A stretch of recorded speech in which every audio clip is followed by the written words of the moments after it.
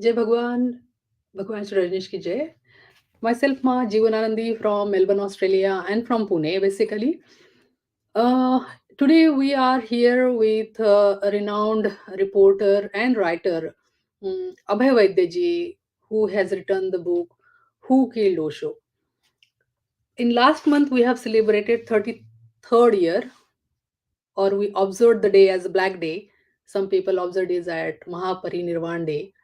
So today we are going to discuss more on the topic about who killed Osho and the perspectives around it with Shree Abhay Vaidya Ji. I would like to um, request Abhay Vaidya Ji to join us here. Abhay Vaidya Ji, you are on mute. Welcome to the show, Abhay Vaidya Ji. Kindly unmute.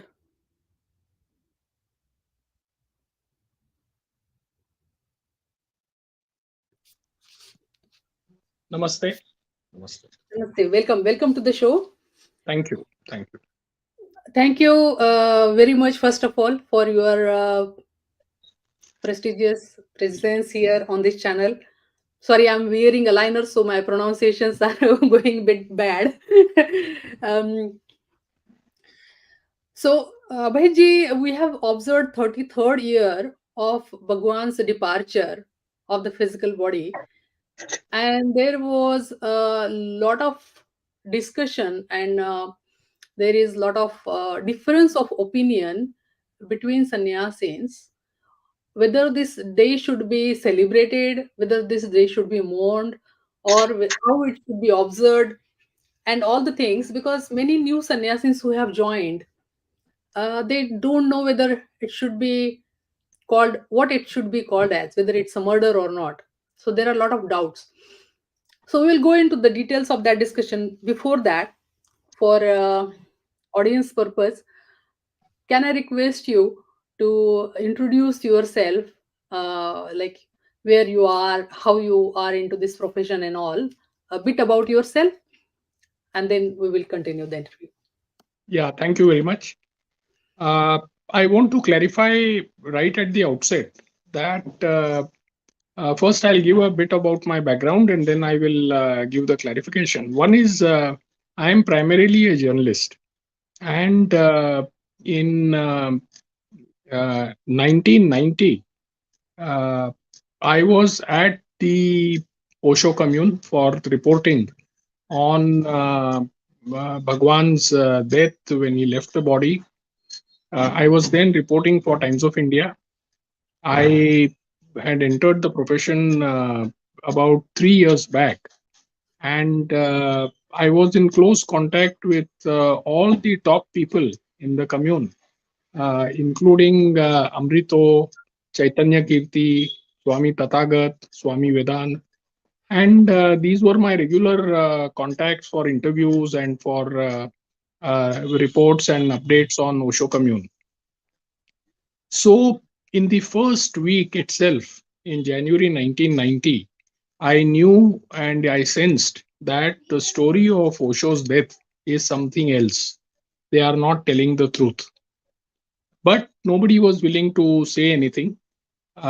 In that week itself, in fact, on the second day or third day, I met Osho's mother, Mataji.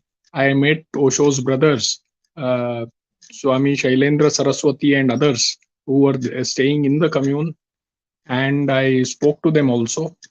But since there was no evidence to say anything, I only mentioned that there is something suspicious about what is happening.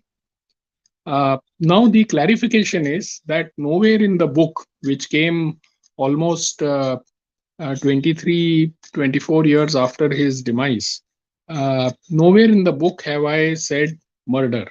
I have said that there is suspicion that there is foul play in the death, and this needs to be investigated officially.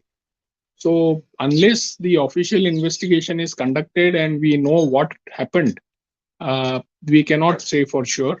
However, there are many pointers and lot of evidence to show that the story that the Osho Commune International was telling to the world was a lie. And what my book has done is it has exposed that lie. Well, Abhay ji, now the title of book itself is Who Killed Osho, Right, right? right. Or you were willing to write Osho was killed. I I am uh, pointing to a number of evidences and a number of discrepancies in the official story suggesting that Osho's death may not have been a natural death. And that is why there is a question who killed Osho, if at all, if someone killed Osho. Now I will come to all the points. Uh, would you like me to come now or would you like to ask some questions? I would like to ask few questions before Yeah, you please, go to please. the details of the Yeah, story. So on the day of 19 January 1990, as you said, you were covering the demise as you were informed. I presume that because Chaitanya Kirtiji was handling the media department that time, so he would have informed, and in his previous interviews he said that he informed somebody in Indian Express and Times of India, and that's how maybe you were um, on the premise that time. So I would like to understand from your perspective what was seen in the commune that time. Were people celebrating or whether they're crying? How was it was seen as a and for audience's perspective, Abhay Vaidya Ji is not sannyasi until now. Even my impression was, because you have covered it in so much detail, I was calling you Swami Abhay Ji, but then you told me though no, I'm not sannyasi. I'm a journalist and covered the entire things, and we are in depth for your work, of course. But automatically, I felt like you are already a disciple of Bhagwan. So, how did you felt as a person, not as a reporter, because as a yeah, reporter you have to come with facts and all, but what was yeah. your emotional intelligence that time, what it was you were reading about people and their mental health around that time in ashram on that day? Right. So it was around evening on January 19, 1990. I and other reporters in Pune, we were reporting on a Marathi Sahitya Sammelan that was taking place on around Jangli Maharaj Road. And that is when we got the news that there is some talk of Osho having left the body. So from there, I went to my Times of India office. I informed Bombay that there is this news which I have to confirm. I called Osho Commune. Kirti's phone was constantly engaged, and so I just left on my two-wheeler to Koregaon Park, and there was not much activity at that time. I must have reached because they had not informed anyone that Osho has left the body. Then I went straight to the press office. I missed Kirti. He confirmed. Around what Uh, time, I may disturb you? uh, this was, I would say, around 6:30 or so. Around In the 6:30 evening. in the evening. Uh, Osho's official timing of death is 5 p.m. And by the time they informed the press, etc., and the press started arriving, it was about 6:30 p.m. And then we could see some activity going on. This was January, so there were about 8,000 people in the commune. It was a very buzzing place. People were getting ready for the evening white robe meditation, which was at 7 p.m. And Koregaon Park and all the surrounding areas, people were coming in time for that.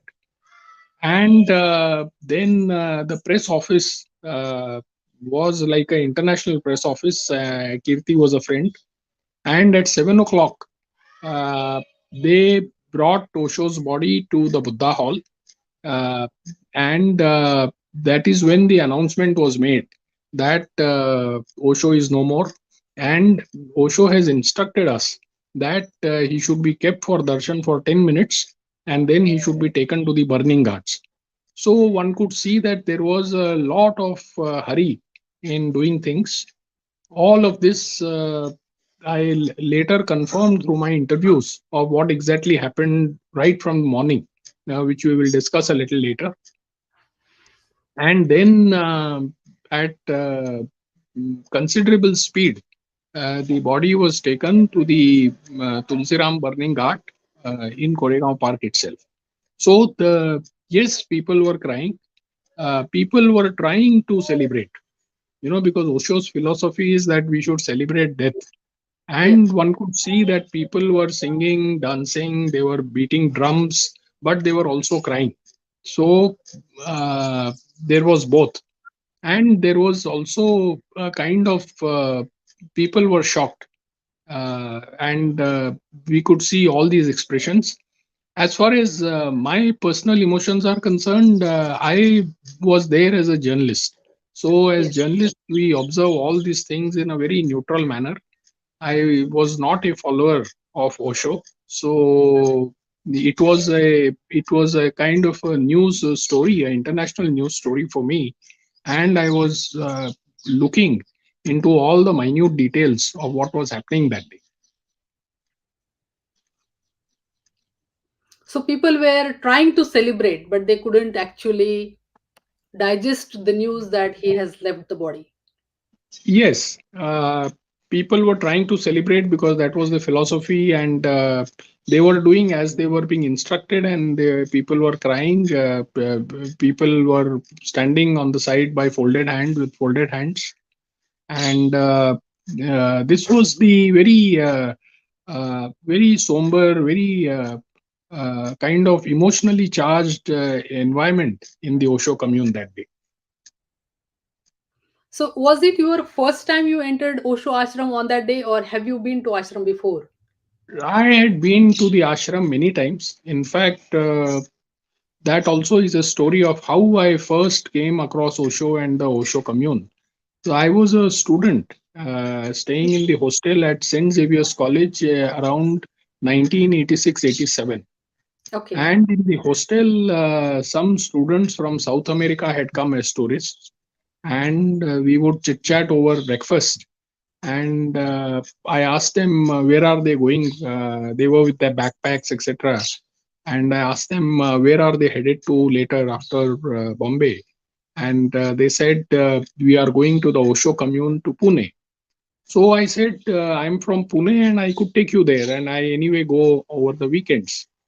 So we all of us took the train, came to Pune.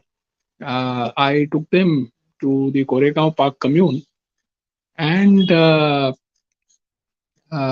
while they were doing their registration inside, uh, I was sitting in the reception area.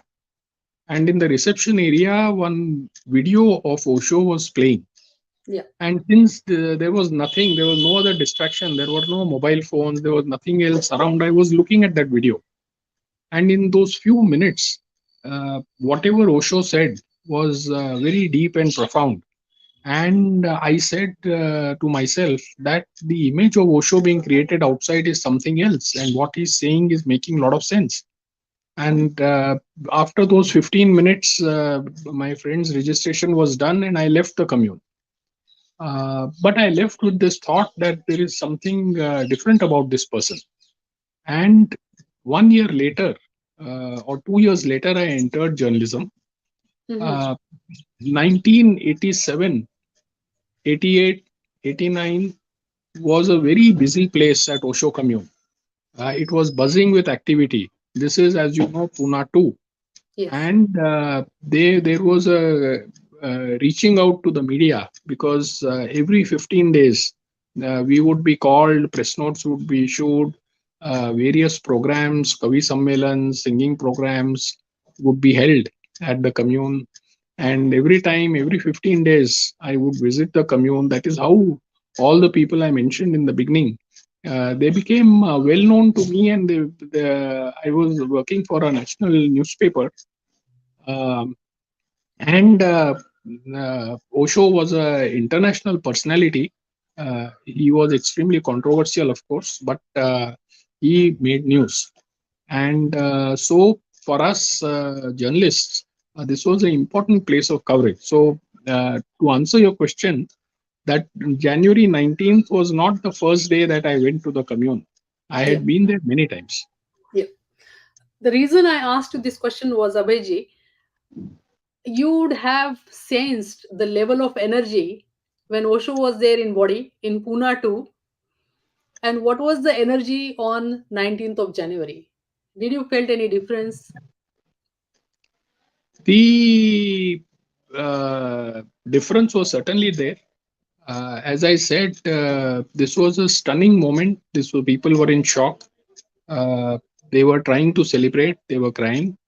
And the difference is that previously this was a place of celebration. So Yeah. as one entered Koregaon Park, lane number one, in the past, one could hear the strains of beautiful music, coming from the commune, Yeah. and people would be coming, going, buzzing with activity. So that day, uh, in addition to all that I said, there was also a lot of hush hush. Things were happening at speed. People were telling. Uh, Nobody, only the decision makers knew what they were doing.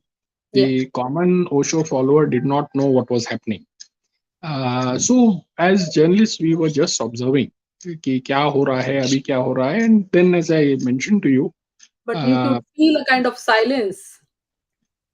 the silence was definitely there, and that silence was there uh, because such a big event had happened, uh, and that was the reason why the atmosphere and environment that day was completely different.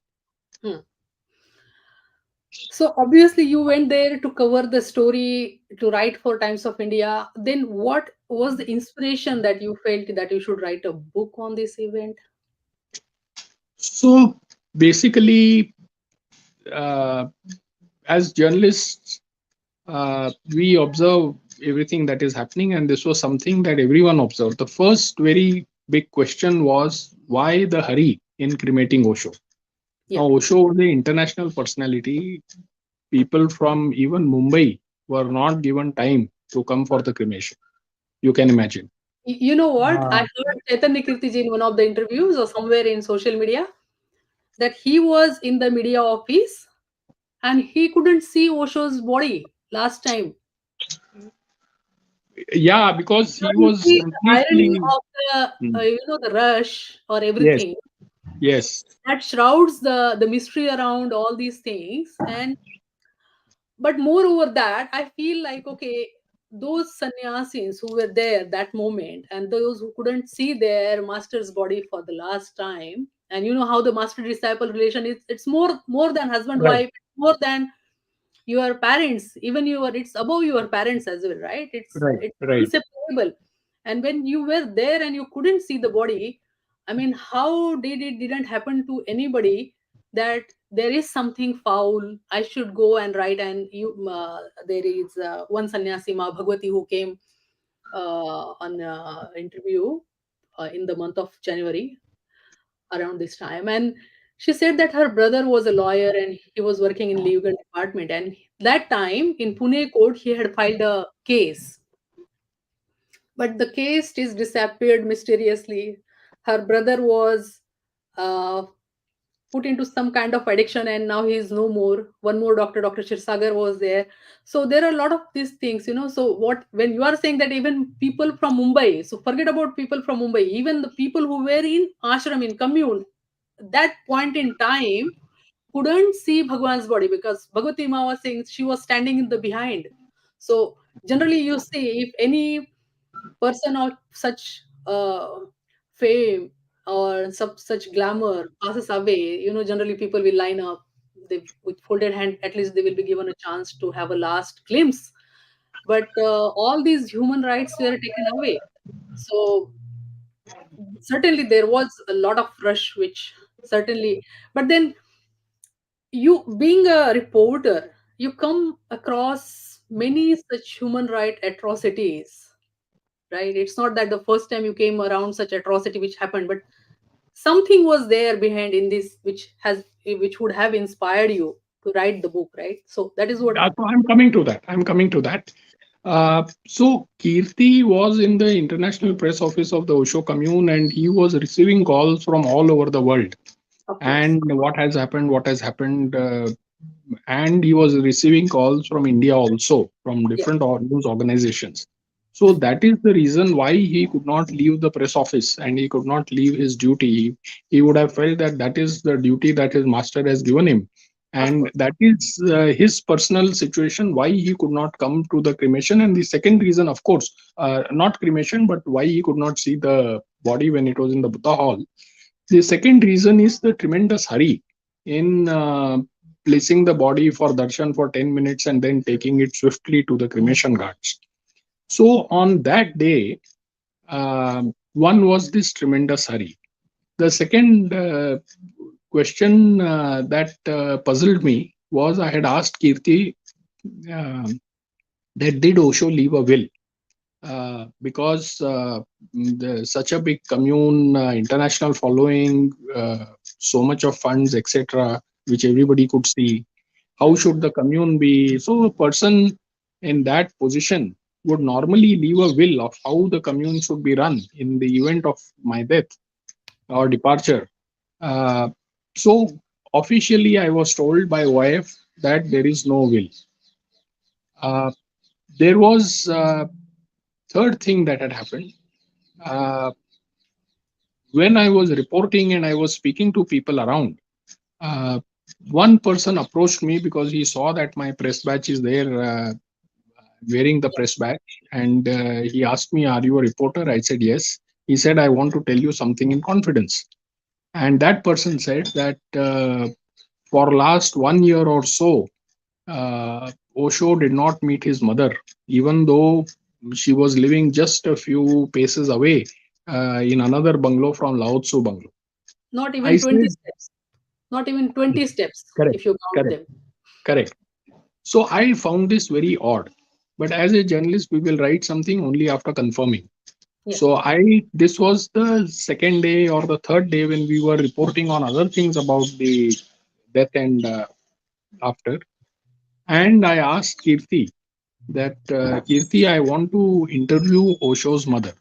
Yeah. Uh, so he promptly cooperated and he took me to Mataji. I paid my condolences. I was speaking to Mataji, and then I asked her, Mataji, when was the last time you met Osho?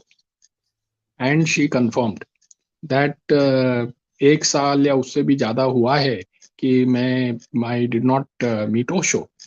Now the official story of Osho's death is that he was in pain for 3 days, and definitely the mother had the right to see her son in his last stages.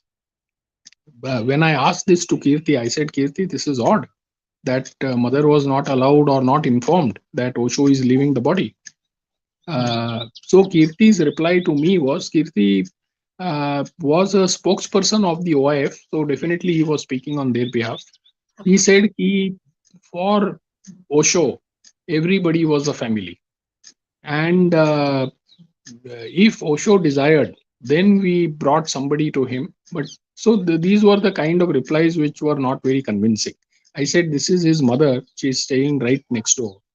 And according to our culture or anybody's culture, it is the right and duty that you at least inform her that he is leaving the body. You may want to meet him for the last time. So these were the few things in the first week itself. I put all this together and I said there is something suspicious in Osho's death. These are odd things. Uh, and the Osho International people were so furious that they went and complained to the owners of Times of India saying that what is your reporter writing in Pune? But the editor then, Mr. Dilip Padgaonkar, he asked for my version, he asked for my views, and both the views were published. The view of the OIF and what I had to say and why I was saying what I was saying. So this is all evidence. It is there in the archives of Times of India, all of that which appeared. Now the more deeper things came out when I decided to write this book, and I did a lot of research into the book.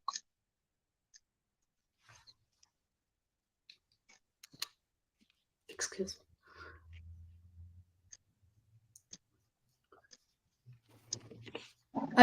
When you were explaining this, I remembered the story about how when Dadaji, Bhagwan's dad, left his body, his father left his body, and that time, Anand Sobhaji was guarding, he was with him, and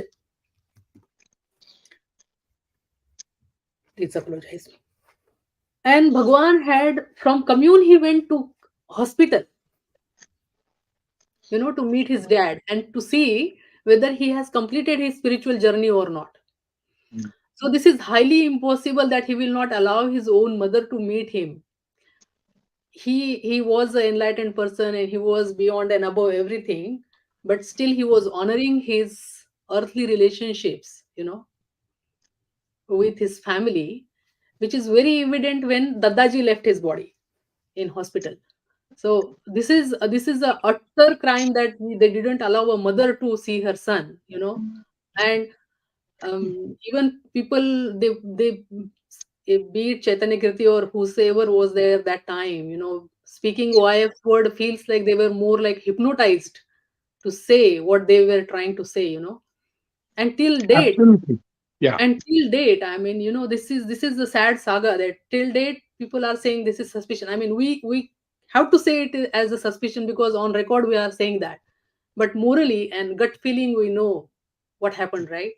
And Right. still people are not finding that courage to speak up. That's very, I mean, we are not yet free. I mean, we say we are free India and Republic of India and all, but I don't see that we are free here.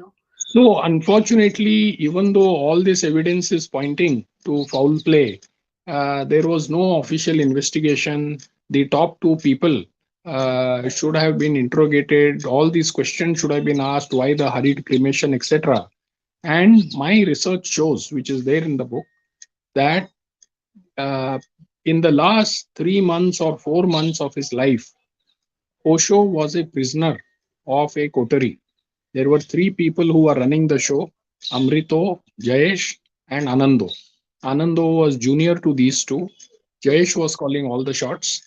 He is also no more now. But he had become a prisoner.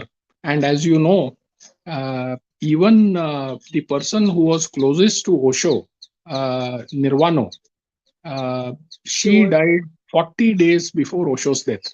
She also died in suspicious circumstances. Her cremation was also done hurriedly and very quietly.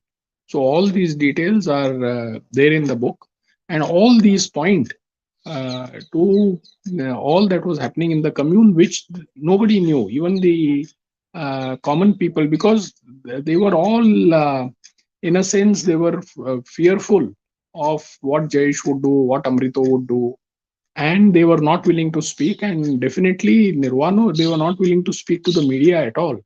And Nirvana's death went unreported by the media because Yes. we did not know that 44 days before her death, she has passed away. And I had great difficulty in doing the research and in confirming how she died and the date of her death and getting her death certificate, which is published in the book. Salute to your work, Abhajji. I mean, uh, that's why maybe I felt like in my heart that you are sannyasi, what a disciple should have done. No, no, I must tell you one small anecdote. When I was doing research for the book, and there was Osho's literature all around, there were recordings, there were documents, and morning to evening, I was making notes and writing and researching and reading, and his photographs were there all over on the book, etc. And my small daughter asked me, she thought he is my grandfather, and she started calling him Osho Azoba, Osho Azoba, uh, because he was all around. And I must tell you that while I am not a disciple or a follower of Osho, uh, having researched and studied Osho for the last 35 years, there has been a deep impact on what he has said, on his philosophy. I may not agree with everything that he said, but I have deep respect for him. And many of the things that he said have uh, influenced my thinking also. And I often tell to friends in the commune that one does not know what is the power behind me, which is, which brought out this book and which made me go into this deep research. Because I said that if this is the last thing I have to do in my life, then so be it. But I have to bring out the truth for the sake of history. And So that I is what want the to book. ask you that question, like, are you not scared? Because everybody kept mum from the disciples, European, be it Indian, who were very famous and powerful and resourceful, including Vinod Khanna and Nilam and whatever names we take, the non-ending list. Yeah. But they were not that courageous to go deeper into this topic, you know and they were scared because they will be banned, or they will be scared that there something may happen to their life. Did you ever felt that kind of scare, or were you anytime put into the pressure by police or by your friends, or did anybody approach you directly or indirectly to stop working on this topic? So, there are two, three things. One is definitely I had to do my work in lot of secrecy, in the sense that I could not tell. I was only telling people, and I even told uh, Amrit Sadhana, I told Amrito that I am doing research into Osho. I Yeah. did not tell anybody that I was writing a book about his death, because if I would have said that, they would have stopped cooperating. As it is, they were not cooperating with me. But in general, I was just telling everyone that I am doing research into Osho. The second thing was that one had to be extremely alert uh, to ensure that nothing untoward happened. In terms of pressure, probably because I was working for a very big newspaper, uh, there was no pressure that was put on me. Hmm. Also, because if something would have happened, immediate attention would have gone to the Osho International Foundation, and the investigations would have begun. That True. if this has happened, then there is a deeper story to Osho's death. So Yeah. at no point they tried. All they did was they did not cooperate with me. I requested for interviews. I sent them a questionnaire that these are the 10, 12, 15 questions I have. I need your answer because I am writing a book. And these questions I had given to them just before the stage of publication. Hmm. I must tell you that there were some people who reached out to my publisher saying that we want to see the manuscript, Ah. and the publisher, and we will help you promote it. We will help you in the sales, but we Yeah. want to see the manuscript. Because by then I had done many interviews and everything I had done. So the editor called me and said that we are getting these repeated requests that these people want to see the manuscript. I said, no, under no circumstances you should show the manuscript. And then they took that stand, very fortunately, that the manuscript will not be shown.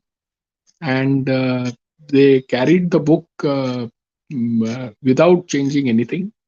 Wow. Uh, Osho's death certificate and the analysis of that death certificate, which runs into 13 pages, uh, showing how that death certificate is, how the will, not death certificate, will, Osho's will, and the analysis of Osho's will showing how it is forged, has been carried in full in the book.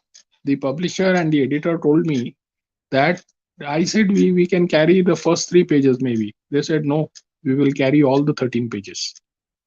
Uh, so there also there was no censorship of any kind, even though people wanted to see the manuscript and see what has been written. Hmm. Yeah, because this is a kind of topic which the people who orchestrated everything, or the people who are supporting them till now, they want this topic to be buried somewhere or swept under the carpet and just put, yeah, maybe he was ill, he was not doing well, or maybe he left his body on his own because his body was not in a great condition, and that's why he wanted to leave his body, and that's why maybe it could be assisted suicide. because few European sannyasin told me, oh, it was assisted suicide and that's why Amruto drinks in guilt. I'm like, what? I mean, why somebody will help someone to get rid of their body? That is also a murder, even if it is assisted suicide. You are right. You are right. Assisted suicide is murder in India. Yeah. So because that time that euthanasia or whatever that word is was not, Right. I don't know if it is still legal there or not. In So India, it is not. yeah, so even if it is assisted suicide, as per the European, because you know how people are trying to cover up the things or trying to make it convenient so that they can, because even sannyasis, forget about common people, even sannyas world inside, they're saying that how can a master allow this thing to happen to him? You know, there must be some leela. See, You know, as I said, he was a prisoner of the top people of Osho commune in the last 3 4 months of his life. Uh, I definitely believe that he was he appeared sedated in the sense that maybe he was administered drugs because of which he was not completely in control of himself.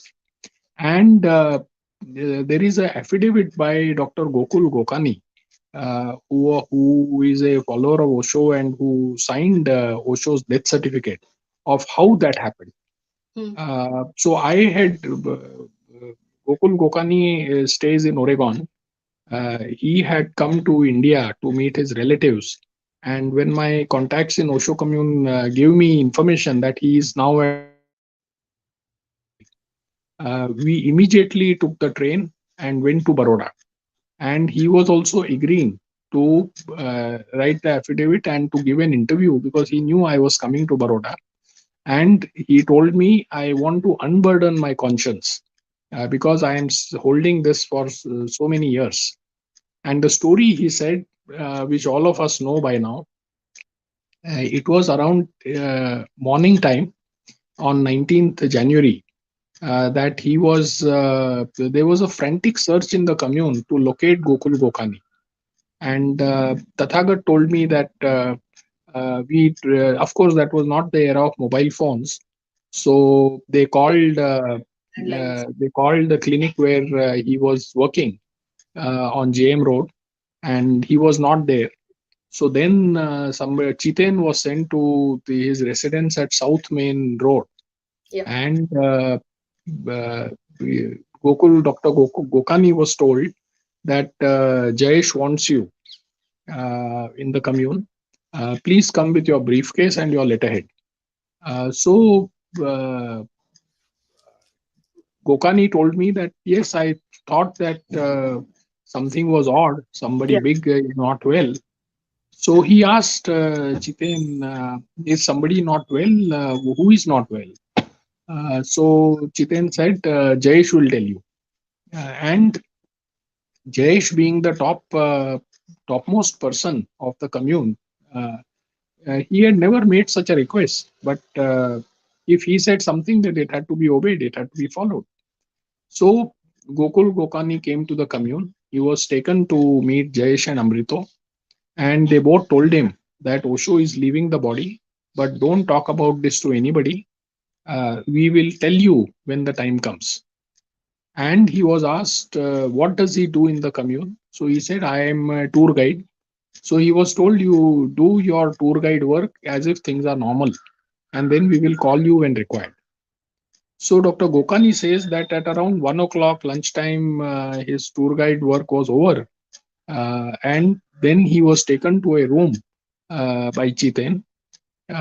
He was asked to rest in the room, uh, and the telephone was disconnected from the room. Chiten said, so that nobody disturbs you. The room was latched from outside, and at around 4:30 or so, uh, Dr. Gokani was taken to Lao Tzu house. Uh, he was shown Osho's body. He had already left his body by then. Now imagine this situation where a doctor is there right from the morning, and of course, Amrito was his personal physician. Amrito was also a doctor. Doctor. And Dr. Gokani is not shown Osho when he is alive. Eh, Uh, or and ask then, for help, that can you correct, help, or shall we correct, ask for an ambulance, or correct. None of this happened. is there anything we can do to survive him, Correct. him alive, And but they were waiting for his death, so they locked him inside the room. They no, disconnected. no, there is actually more to this. And then Dr. Gokani says in his affidavit, which is published in the book, that what shall we, Amrito or Jayesh asks him, what shall we give as the reason for death, as the cause for death, which will not raise suspicion. And Dr. Gokani says, you say myocardial infarction, which is heart attack. And they write in the, he writes in the certificate that cause of death is myocardial infarction. And then he is asked to give the death certificate. The Dr. Gokani says his address and phone number from his letterhead is removed by a paper cutter. And then Dr. Gokani, uh, Prem Anadi, and two others go with him to get the cremation pass from the Sassoon hospital. So this is now, it is very unusual that a doctor is sent to get the cremation pass, but they did not want any hurdle anywhere. And all this was done in a hurry.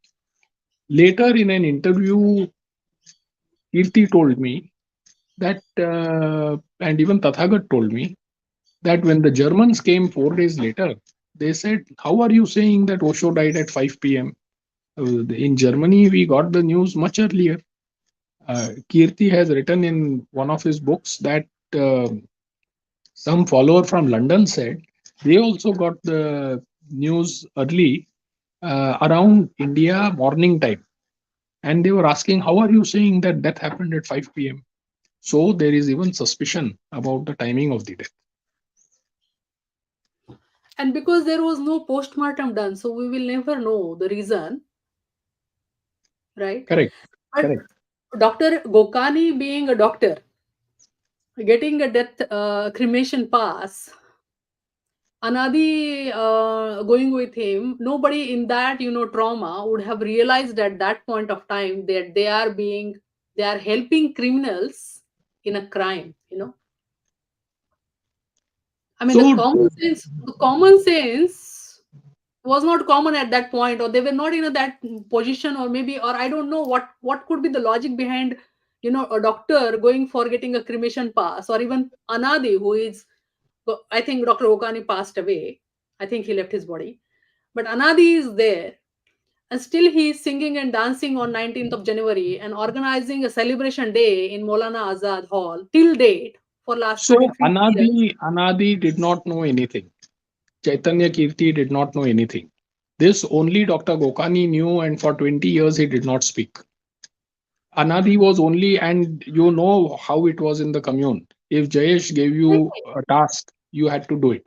So Yeah. Anadi only knew that he had to go and accompany these people Many and people get have the not ever cremation. seen Jayesh, but generally, sannyasis who come to ashram for meditation, they are so soft and they are not aggressive.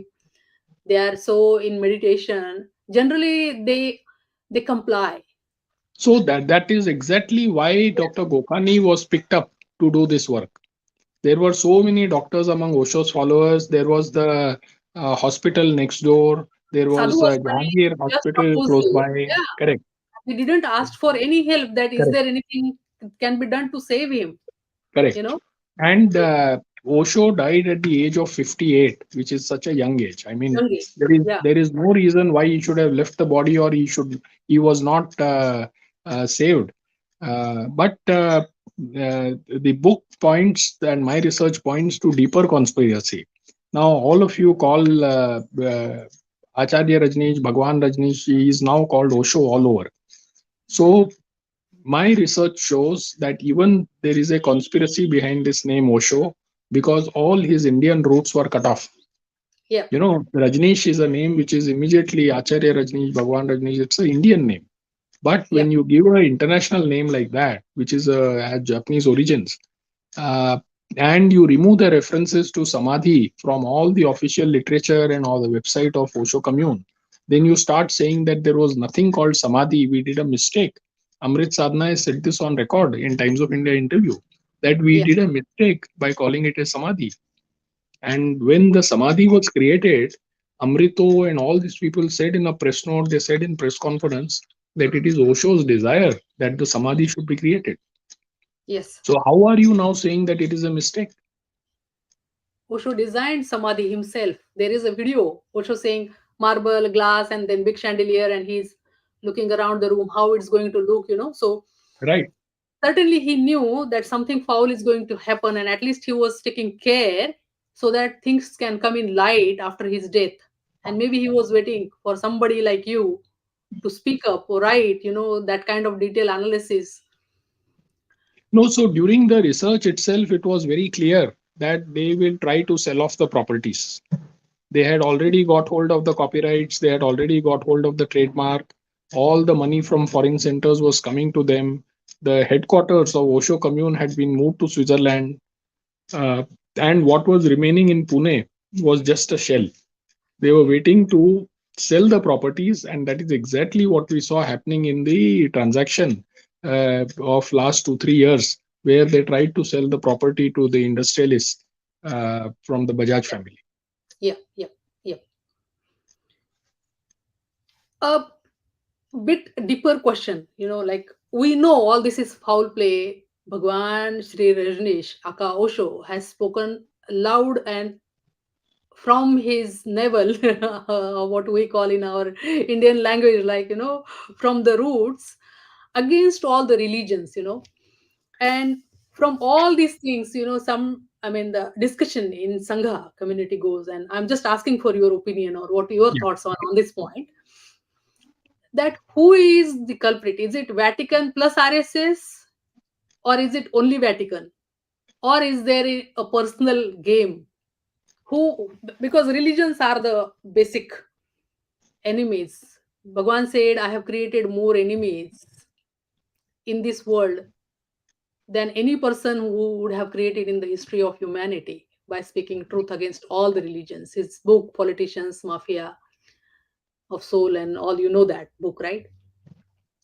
Who do you think is the main culprit? Or is it a gang? No, you see, as a journalist, I will only speak on the basis of evidence. Yeah. And Sorry uh, to put you in the the spotlight, but yeah, you yeah, know, no, that is fine. This question is always there, and it always keeps coming up. But the clearest indication is that this was done to get a control over the trust, over the resources, over all the money, and over all the power that was there. That is why now people are suspicious that Osho never said to Jayesh, I leave you my dream. Jayesh used that sentence, I leave you my dream, to take full control of the commune and do whatever he wanted. In fact, he was doing whatever he wanted for the last 2 years itself, yeah. when he was in Since control Bhagwan of the came commune. back from, he was in, Now I must now I must tell you, we discussed timing of Osho's death, and Anando, who was Osho's legal secretary, has given an interview to Amrit Sadhana, which was published in Rajneesh Times in Hindi edition. I have a copy of that interview.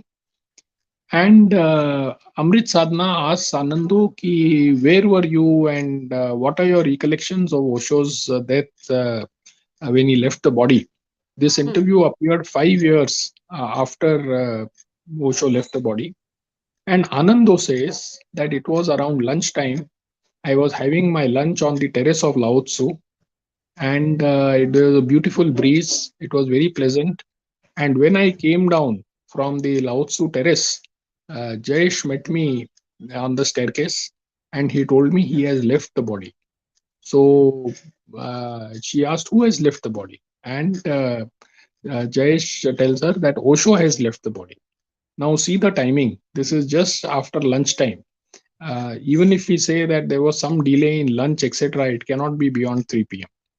And in the press conference and everywhere, uh, right. people were told that Osho said that Anando will be his medium. He Yeah. will speak through Anando. And even Anando is not brought to his final moments, even though she is inside Lao Tzu house. Uh, so there is so much of suspicion and so much of indication that the official story, is not true. Hmm. So you think that this could be a murder for power and money? No, so as I mentioned in the beginning, I don't use the word murder because that has to be established Yes. after official investigation. I say that there is something that is wrong, there is foul play. Murder could be a possibility, assisted suicide could be a possibility, but this needs to be investigated and this matter needs to be closed because Osho's followers have still not got a closure on his death. His family is not got closure. Yes, The immediate relatives have no closure. The yes, mother has not seen her son. And although, I mean, from the legal point of view or law point of view, master disciple relations will come after the family relations and all. But we know how sacred that relationships are and how people, follow that. And we are not like a many people try to portray Osho as a cult and how, but this is a purest form of master disciple relationship happened in last so many centuries, I would say. And evidently now you can see that even after his departure many people get initiated. There is no direct successor, but still people get initiated and they participate in active meditations and they are following the practices, the philosophy. And more day by day his philosophy is becoming more and more relevant. I mean, whatsoever the reason for his exit from this planet, but still whatever he has said is very relevant. And as you are saying that this bigger conspiracy of renaming or rebranding him as Osho so that he can be turned into mere author for royalty purpose, or maybe tomorrow they can hire somebody else as a Osho and ask him to write something new and publish that in the name of Osho, saying that okay, now new Osho has come and he is saying, oh, blah blah blah, yakety yak, publish this, right? right. Now, now this question that you asked about, and you mentioned that why there is so much of following that Osho has, because obviously he has said some things which touch us very deep in our hearts. He has spoken some truths which nobody can deny. And I have always said that all of Osho's followers who joined him in his early years, they Yep. were very brave people. They were very courageous people because Alive. they left their jobs, they left their families, they fell at his feet in their youth. They were young people in their 20s and 30s, and they left everything and dedicated his life. But the same people, unfortunately, when the time had come for them to speak, they had lost all that, partly because they were afraid of the future. They were, and where will they go if they are thrown out of the commune? These were the things. Now, in the research, I must tell you some episodes of Kushwant Singh. So we all know Kushwant Singh was a big journalist, writer. Yep. He was a authority on Sikhism, and Yep. Encyclopedia Britannica had asked Kushwant Singh to write on Sikhism. Yep. And Kushwant Singh has written in one of his forewords to Osho's book that when I heard Osho's discourses on Japji, on Sikhism and the Sikh gurus, I could realize that he was this whatever he was saying was something which was coming from inside. This was not bookish knowledge. This was something that Of a the person experience. with very deep knowledge and understanding and mystical powers, perhaps, was saying. So, this is what Kushwant Singh is himself saying. And Kushwant Singh has written that when he first met Osho, this was at Woodland Apartment on Pedder Road. Yeah. And he was waiting for Osho to come from the inside room. And he said that I saw that there were so many books all around. and there were books on all subjects. And Kushwant Singh says that normally when I would meet and visit Dharmgurus, I would see books only on their religion. But here was this person who had books on all subjects, not just religion, on all religions. There was fiction, non-fiction, and on all subjects. So he said, "This is something different. This person is something different." And Osho asked Kushwant Singh, that time he was Acharya Rajneesh. He asked Kushwant Singh, "So, what can I do? How can I help you?" So Kushwant Singh said, "I have not come to ask for any help. Your followers asked me to meet you, so I have come." So then Acharya said that, "Okay, then you have met me. Now we can leave." So Kushwant Singh says that I quickly thought up of something, and I asked him that Acharya ji, I am afraid of death. What should I do? Hmm. So Acharya Rajneesh told him that you should be with people who are dying. You should visit cremation grounds, and your fear of death, you will overcome your fear of death. Kushwant Singh says, I did that, and my fear of death was overcome. And then he writes that now this person did not tell me ki you say this mantra or you do this puja. He said something different. Very practical approach. Hmm. Hmm. So this tells us that he was somebody different, and we all know. I mean, we've read and we've heard his discourses, Yeah. and people Anytime, who followed him. even a small sentence, a small anecdote, or a small YouTube short, it will be so perfect. Like you pick up any sentence, that sentence is complete. It doesn't need any preface or any justification later on. Right, right, right, Yeah, you right. pick up any book, you start reading, and it's like bang on the point. Oh yes, oh It yes. straight away, it makes sense, it's relevant, it pierces in your heart, you know that he is speaking truth.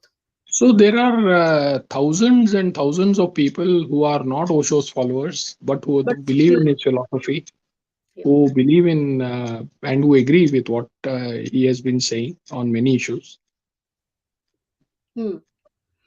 So my question, which you tried to answer, but I couldn't get a clear point of view whether, like, it was not related to the religion, because uh, how Osho Commune International is worded. There are two T's in the name on the international, which resembles to the symbol of Christianity T. How Vatican use that symbol, and there is a lot of discussion going on in the Sangha community, saying that okay, there is a hand of Vatican in all these things, because they want to reduce Osho to an author, and then because now you would have seen the new editions of the books, his photos are removed, wherein there No, so was the thing is that since I don't have any evidence and my investigation was focused on Osho's death, mm, so yeah, which I have done with considerable research. Uh, so this Vatican angle, I am aware of this angle. I am aware of the angle of the slow poison thallium mm, given to Osho in American prison, but there is no evidence. And as far as thallium poisoning is concerned, Osho Commune has itself said that we don't have evidence, but we suspect that thallium poisoning was done. So all these minute facts have been presented in the book, but since I have no evidence and I have done no research on the Vatican angle, I can't say anything about it. fair enough, fair enough. Even the thallium part, which I remember in one of the talks somewhere, Amruto said that they contacted a London laboratory and they got the reports that, but nobody has seen the copy of that. I mean, we don't really know, uh, because so many hush hush around the things. So even if now the credibility of what Amrito is saying is also is at, you know uh, No, it is completely questioned, and it's what there were is, foreign, yeah, and there were foreign journalists who stayed in the Osho commune in 1990. I have read their accounts, and they said that whatever they wanted to say, they said Amrito and Jayesh, but they would say that this is what Osho has said. yeah, Osho has said this, Osho has said that, and everybody would be silenced. And yeah. the journalists also saw through this that They are not letting anybody meet Osho, uh, right down to his mother. And they are saying that this is what Osho has instructed. Osho has instructed that Nirvana should leave Lao Tzu house. So about 3 to 6 months before her death, and as you know, she was Jayesh's girlfriend at the time of her death. Yeah. She is asked to leave Lao Tzu house. So what was this done to clear the way for Osho's demise? Yep. Because She she was, was the she most was the trusted last person. obstacle. She was the Right, last obstacle. Yeah. right, right, Yeah. The most closest person. So that's like too much of conspiracy, which is evident. right. When we say about evidences, we can see that conspiracy is evident. Now, who is the culprit? That needs to be investigated, and the motto, why it No, was done. no, I would primarily hold two people responsible, Jayesh Mhm. and Amrito. If you see that forged will of Osho, which they presented in the European court, which came 20 years after his death, in that forged will also, the administrators of his will are two people, Jayesh and Amrito. Yeah. Uh, If that would have and been done by any Indian person, there would have been a red corner notice, a notice by Interpol, to find the culprits. But these people are living in Taj in five-star hotel, and European code. I mean, European human value system is very white supremacist, and I think it's very inclined to convenience of their own people, things like that. and when it was pointed out to the European court that this evidence shows that forensic experts say that this is a forged will, OIF withdrew that document from the court so But that there was no discussion on that. crime is done, right? I mean, it's okay So, that they withdraw, but if an European court also yes, ignored or put it under the carpet, what does it mean? It means hand in glove by European Union yeah. or So, a FIR was registered in Pune police oh, station in Koregaon Park, but famous there has Pune. been no progress on that. Famous. Our Pune police station has become very, very famous internationally for being actively inactive Absolutely, correct words used. in Yeah, Osho's case. Yeah, yeah. they are famous. I mean, when I was working in UK, Scotland Yard was number one, Mumbai Police was number two, and maybe probably Pune Police was number three. But then now when I see all the things happening in Pune Police, particularly in KP, I feel like wow, like how can you be and this, I mean, when I'm not blaming to anybody in person in there, but that position itself feels like they are put under some kind of political pressure, wherein the inspectors or whosoever the position holding authorities are, they are not allowed to take any action. So it's not that I'm saying that Koregaon Park police station itself, the people are corrupt, but it feels like they are forced not to take any action. So they are actively inactive. They are made, if somebody wants to take action, they will be immediately transferred. So that's the scene about Koregaon Park police station, and No, and that is the scene about Indian police itself. They are under so much of political pressure yeah, that they are not able to do anything on their own. yeah, yeah. They We are have, not professional. we have They are seen not how professional. Arnav was picked up in case of Sushant Singh's murder case. How they were about to what No, was they are all that? under political pressure. The Supreme Court itself has called the CBI a caged parrot. We Yeah, all know that. yeah. So it's, I mean, we can't expect a justice, but I think there is a lot of hope, after the construction of Ram Mandir, which happened after almost after 500 years, that there can be, if things are persuaded, things can happen. Your faith can turn mountains.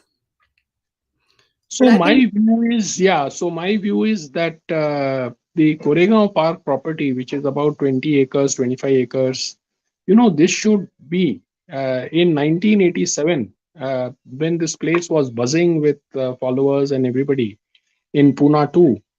Uh, uh, this should be the world headquarters of the Osho movement. There should Yes. be a library, there should be a archive. Osho himself had his personal library. There is Osho Samadhi. There is the place where Osho lived, the Lao Tzu house. And you have a beautiful garden, you have the Nala Park. Uh, all of Osho's discourses, his literature, the meditations, all of this, and it should become a world headquarters of the Osho movement. The trust should be re-established. There should be genuine followers of Osho who should be given control of the trust.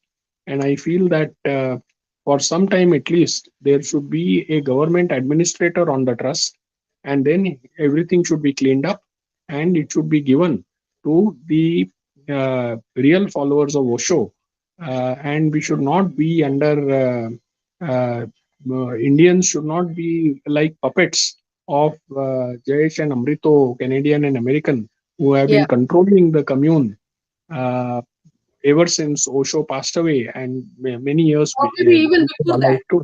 Yeah, Even true, before true. that. Even before that, entire Pune too was Yeah. controlled by Jayesh and Amrito.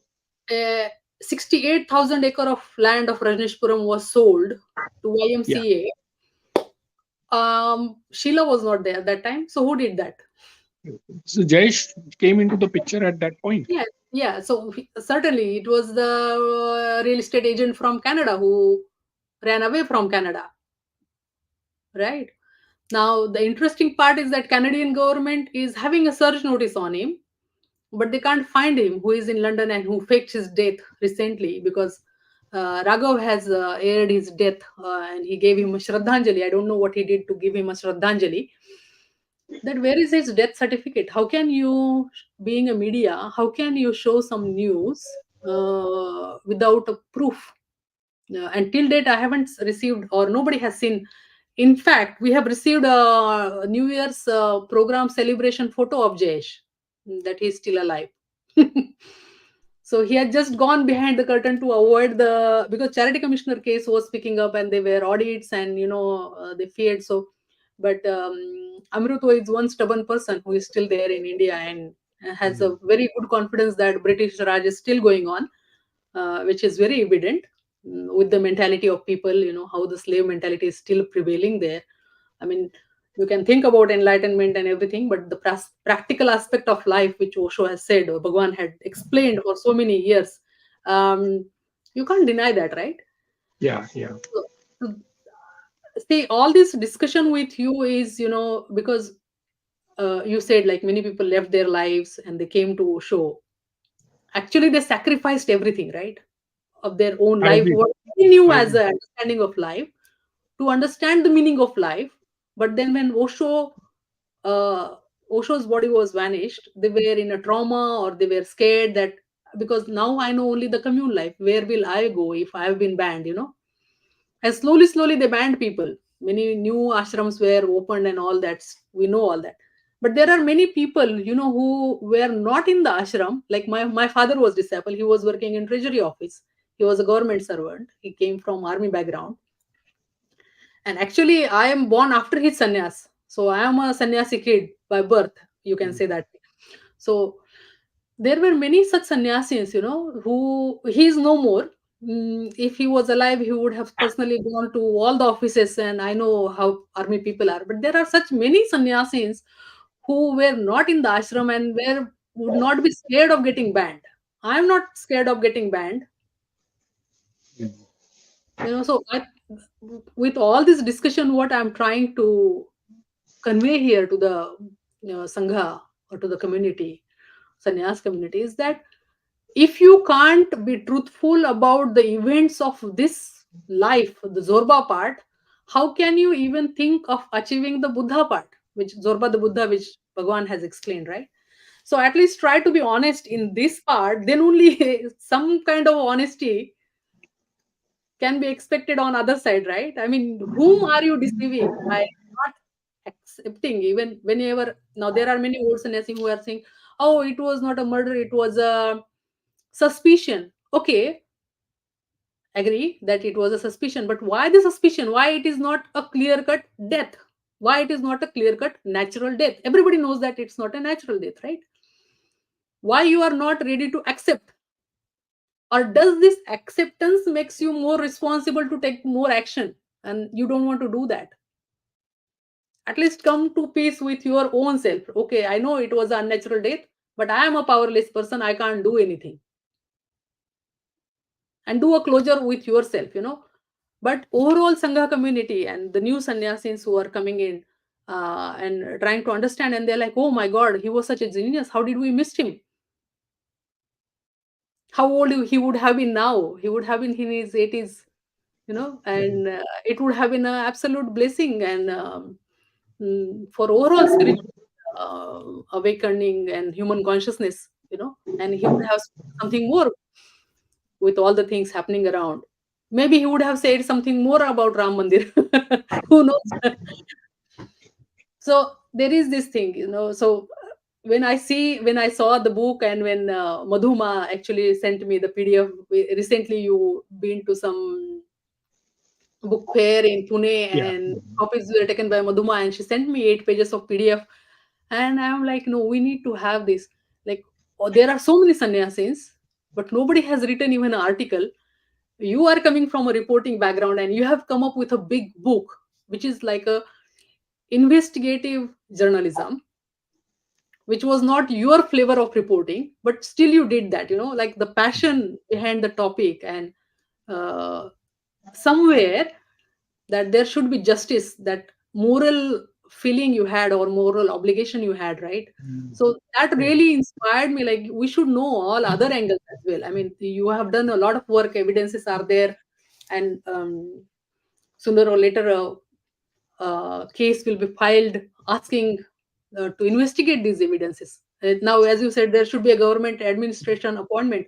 So, few sannyasins, and I was also part of those, we had filed a PIL to have a government administrator, but then CGI, Mr. Upadhyay said, oh, this is not a maintainable PIL, and something he did argued, and order is so complicated and so diplomatic, like uh, it was people has to take off. So it looks like there is a bigger pressure not only on police, even on the court, because for last 30 years Anadi and Premgit's case is famous now internationally.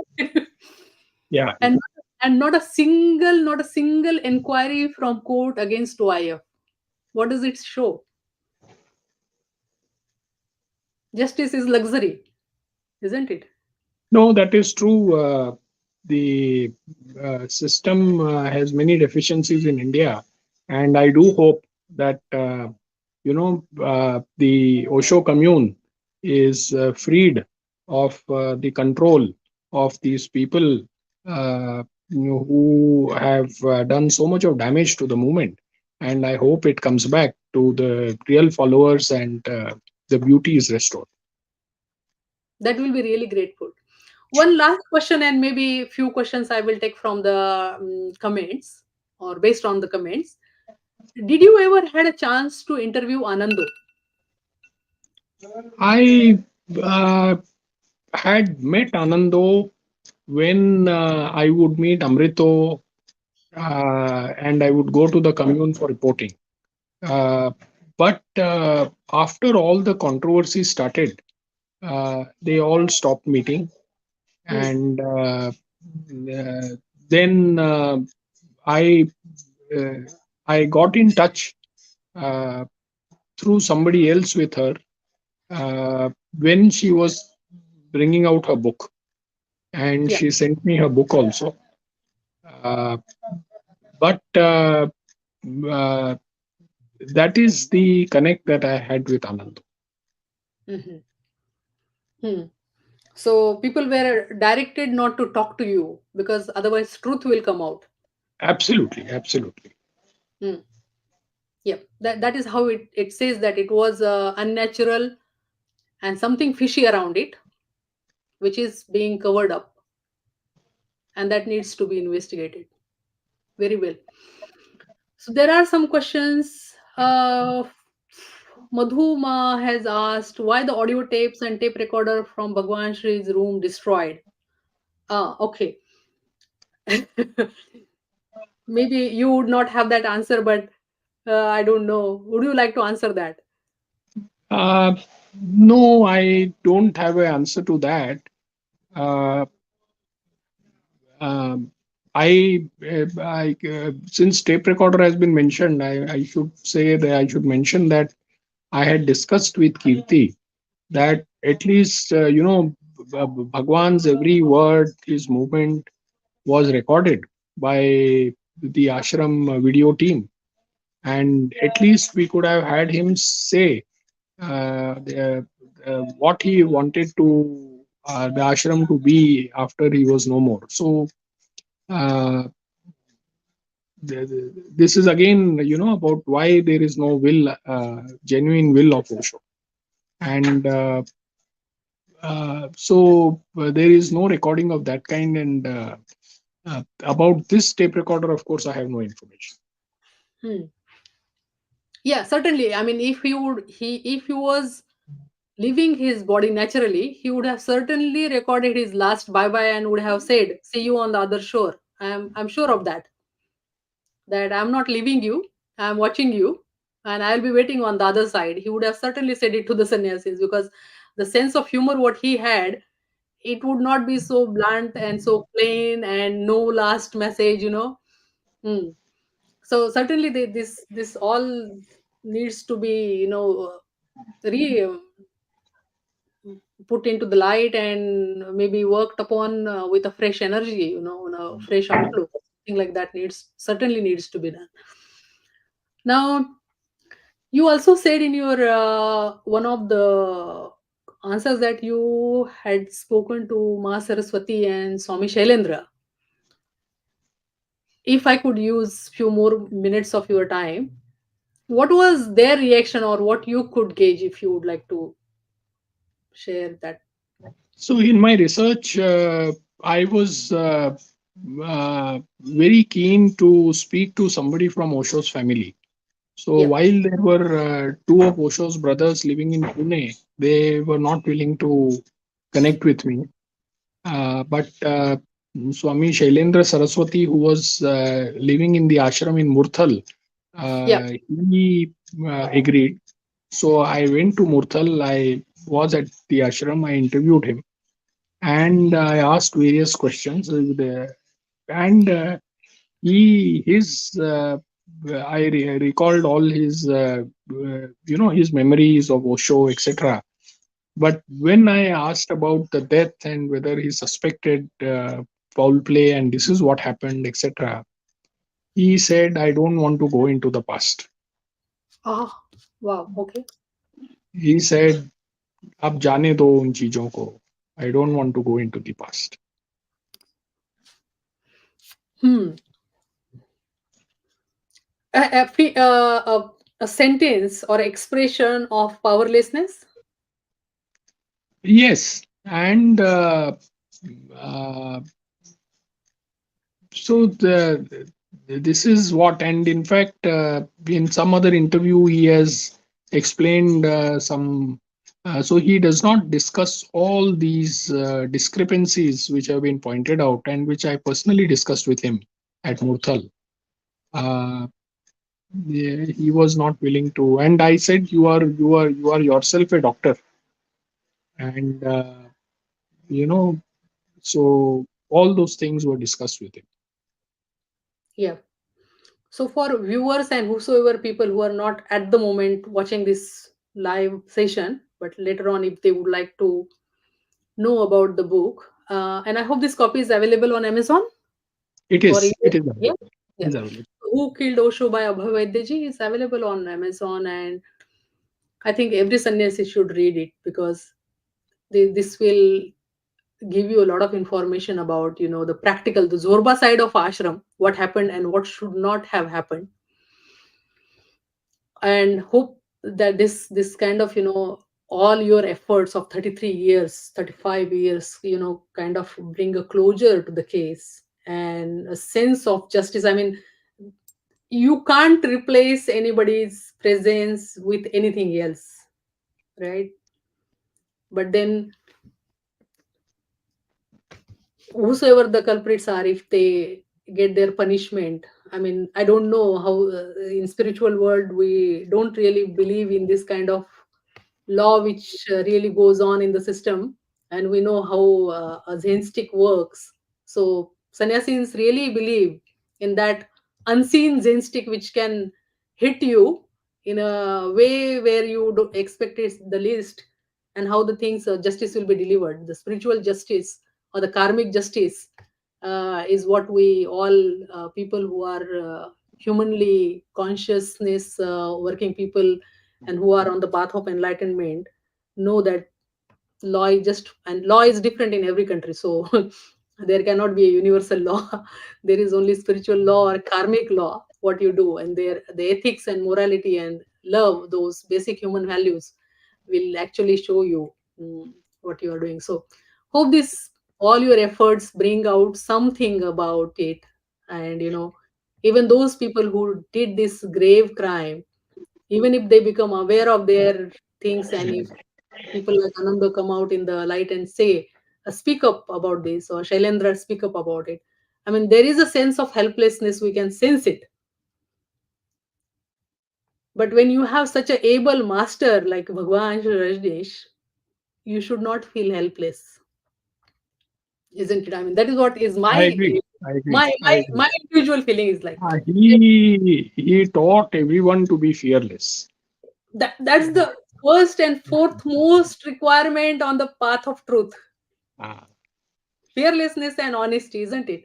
yeah, And absolutely, no deceiving to, first of all, to yourself, and then forget about others, right? absolutely, And absolutely.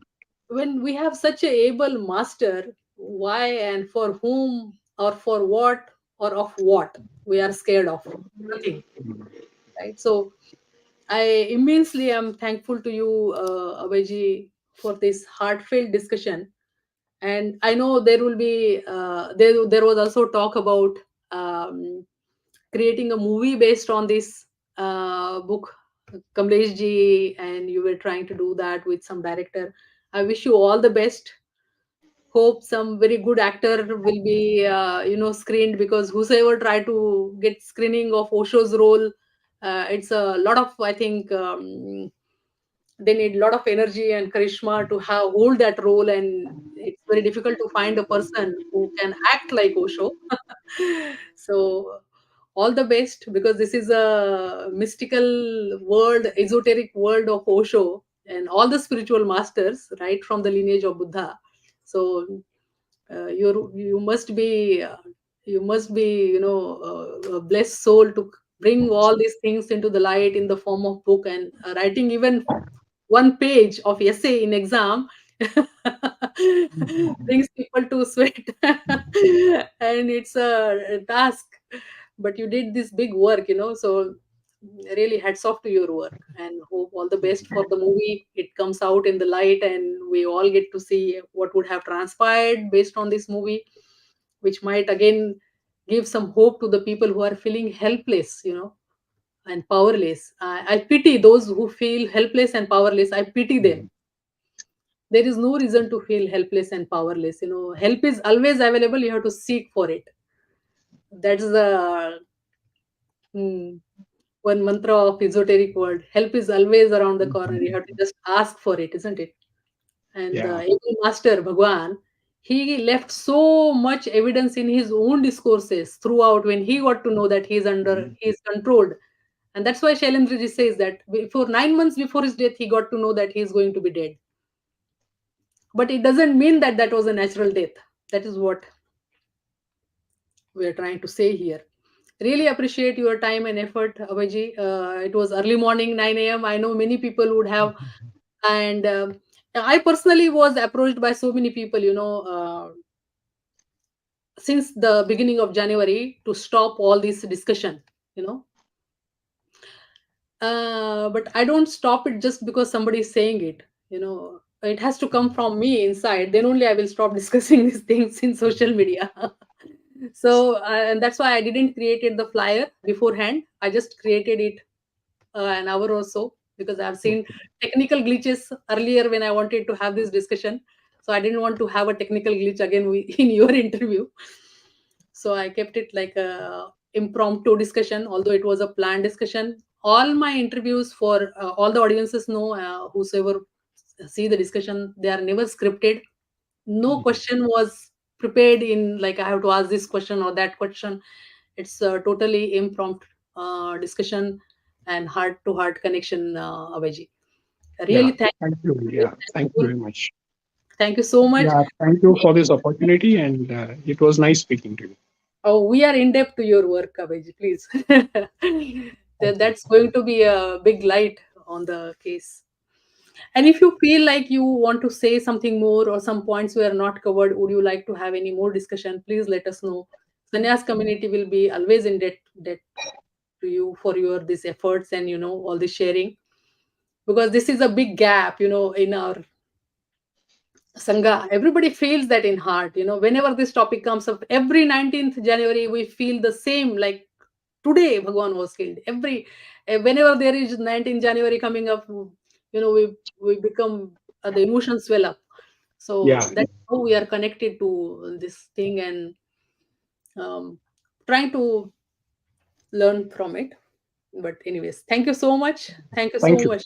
So Thank you. much. Yeah, bye bye. Thank you Bye to bye. all the viewers. Please post your questions and maybe we will have another discussion again with maybe Abhayji or whosoever was there at that time in the ashram, and we'll try to have this discussion again.